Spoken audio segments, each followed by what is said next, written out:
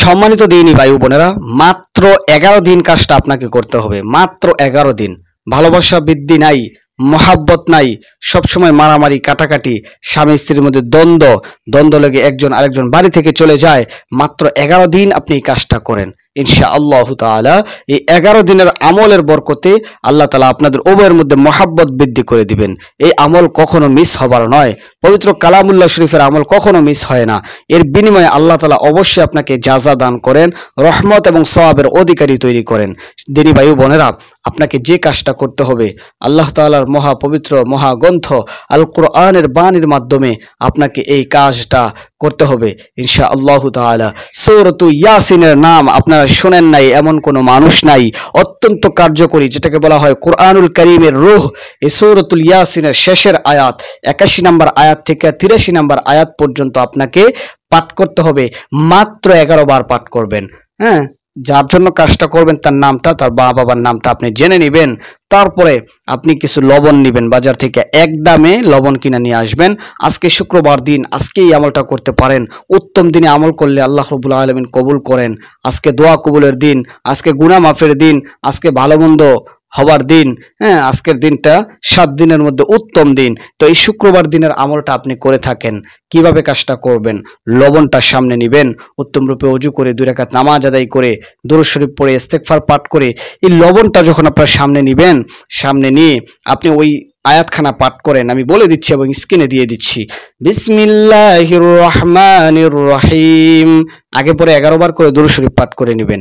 বিসমিল্লাহির রহমানির রহিম। আওয়ালাইসাল্লাযী খালাকাস সামাওয়াতি ওয়াল আরদা বিকাদিরিন আলা আন ইয়াখলুকা মিসলাহুম বালা ওয়া হুয়াল খাল্লাকুল আলিম। ইন্নামা আমরুহু ইযা আরাদা শাইআন আন ইয়াকুলা লাহু কুন ফায়াকুন। ফাসুবহানাল্লাযী বিয়াদিহি মালাকুতু কুল্লি শাইইন ওয়া ইলাইহি তুরজাউন। মনে মনে এই চিন্তা করেন, আল্লাহ যার জন্য কাজটা করতেছি, যার জন্য কালামের মাধ্যমে তাদবীর করতেছি, ওই লোকটাকে আমার প্রতি বাধ্য করে দেন। আমি যা বলবো তাই যেন সে শুনে, জায়েজ তরিকায় প্রত্যেকটা কথা যেন সে মানে। আল্লাহ চাহে তো এই তাদবীরের বদৌলতে কোরআনুল কারীমের মুজিজায় আল্লাহ তাআলা তার দিলের মধ্যে আপনার ভালোবাসা ফুটিয়ে দিবেন। তো দিনী ভাই বোনেরা, যে কথাটা বললাম, আজকে শুক্রবার দিন, আজকে আপনি কাজটা করেন। আপনি সামনে লবণ নেবেন, নামাজ পড়ে নেবেন, দুরূদ শরীফ পাঠ করবেন, ইস্তেগফার পাঠ করবেন। তারপরে আপনাকে যে কাজটা করতে হবে, হ্যাঁ, সূরাতুল ইয়াসিনের 81 থেকে 83 নম্বর অর্থাৎ শেষের 3টি আয়াত পাঠ করে আপনি এই লবণের মধ্যে 11 বার পাঠ করে ফু দিবেন। মনে মনে এই চিন্তাধারা রাখবেন, আল্লাহ যেন তাকে কবুল করে, আপনার কথাগুলো মানে।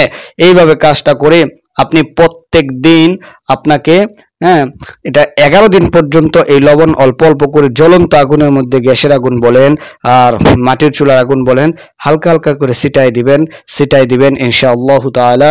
আল্লাহর কাছে ভরসা রাখবেন, আল্লাহ তাআলা অবশ্যই আপনার দিলের আশাগুলো কবুল করবেন। এইভাবে 11 দিন এই লবণটা আগুনের মধ্যে পোড়ান। পবিত্র কালামুল্লাহ শরীফের আমল কখনো মিস হয় না, তাদবীর কখনো মিস হয় না। সমস্ত দুনিয়ার টুটকা মনটা কুফরি সবকিছু ধূলিসাৎ হয়ে যেতে পারে। আল্লাহর কালাম সত্য, এর মাধ্যমে মানুষ উপকৃত হবেই হবে। আল্লাহ তাআলা প্রত্যেকটা মানুষের দিলের মনের আশাগুলো কবুল করেন, আমিন।